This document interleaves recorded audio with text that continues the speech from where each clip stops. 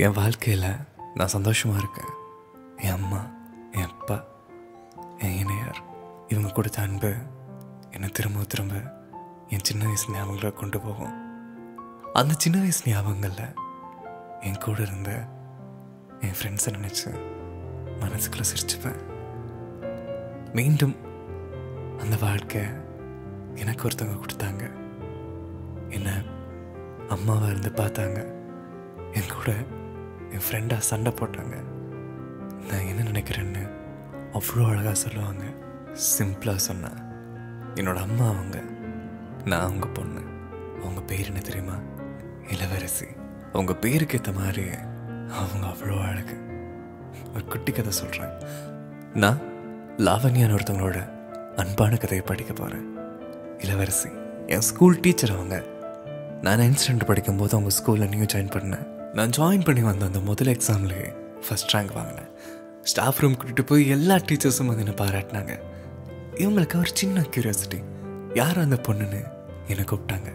அங்கே ஒரு டீச்சர் அப்படிங்கும்போது எந்த ஒரு ஸ்டீரியோடைப்பும் இல்லாமல், எந்த ஒரு ஜட்ஜ்மெண்ட்டோட பார்வையும் இல்லாமல் எனக்காக ஒருத்தங்க காத்திருந்தாங்க. அவங்க அவ்வளோ அழகாக இருந்தாங்க.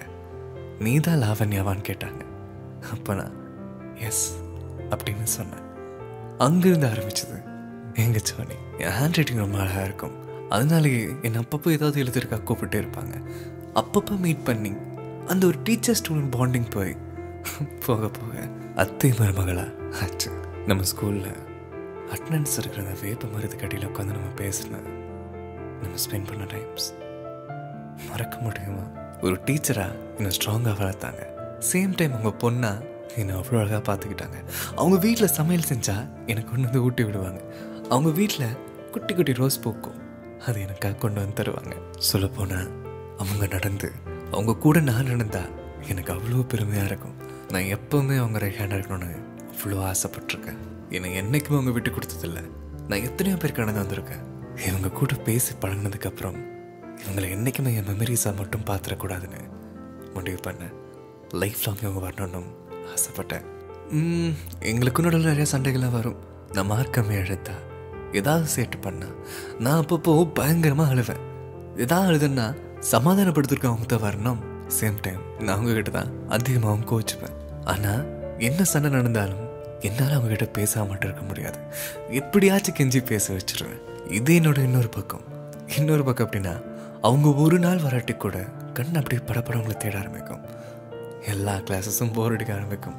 இன்ட்ரோல் பீரியடில், லஞ்சில், ஜன்னலில் ஏதாவது ஒரு நேரம் தெரிஞ்சிட மாட்டாங்களா, ஹாஃப் டேக்கு மேலே வந்துட மாட்டாங்களா அப்படின்னு அவ்வளோ ஒரு மிஸ்ஸிங் ஃபீலை தாண்டி அந்த நாள் எனக்கு அப்படி இருக்கும். அடுத்த நாள் அங்கே வந்து அவங்க மேலே இருக்கிற அவ்வளோ அன்பையும் கொட்டணும்னு தோணும். ஆனால் ஒரு சின்ன கோங்கனை தடுத்துரும். என்ன பண்ணுறது, என்னாலையும் பேசாமல் இருக்க முடியாது. அவங்க என்னை விட குழந்தை மாதிரி கோவிச்சுப்பாங்க. ஒரு நாள் நான் ஸ்டாஃப் ரூம் போய் அவங்கள பார்க்கலனா கூட இன்றைக்கே நான் பார்க்க வரலன்னு அப்படி கோவிச்சுப்பாங்க. பாசமாக கூப்பிட்றது உலகத்தில் 1000 பேர் இருக்கு. ஆனால் என்னை பொறுத்த வரைக்கும் லூஸுங்கிறது தான் என்னோட ஃபேவரட். வேறு யாராச்சும் லூஸுன்னு சொன்னால் கோவம் வரும்.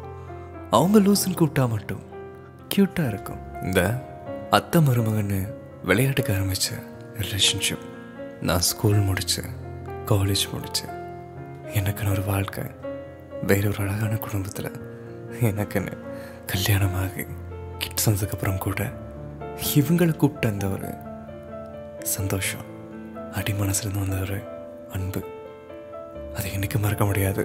என் பாசிட்டிவ் அவங்க தான், என் நெகட்டிவ் அவங்க தான், என் குட்டி லவ் அவங்க, என்னோட கேரிங் முழுக்க அவங்களுக்கு தான்.